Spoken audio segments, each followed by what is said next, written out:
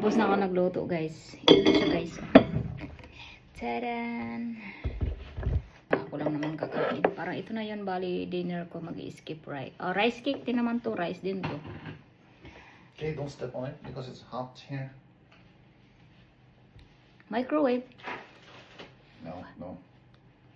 Pick it up. Kapoy, oy. Galing ko sa trabaho. Kapoy, mangitag kwarta ba? Ito talaga yung pinakagusto ko na snack.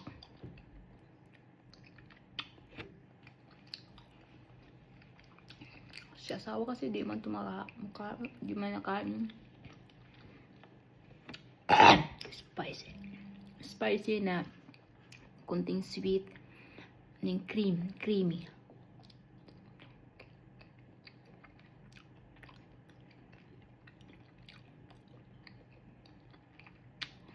Ito yung pinaka-favorite kong snack. Korean food.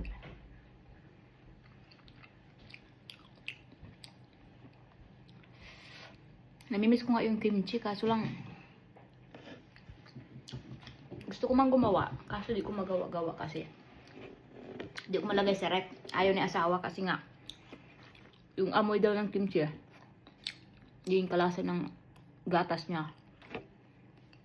Kaya ayaw niya na naglalagay ako ng kimchi sa ano.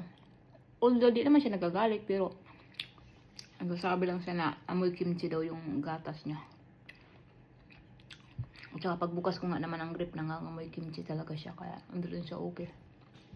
Mas maganda sana kung may small ako na refrigerator ba.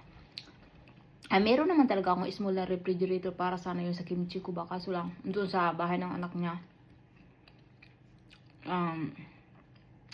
Wala kasing space ito sa bahay.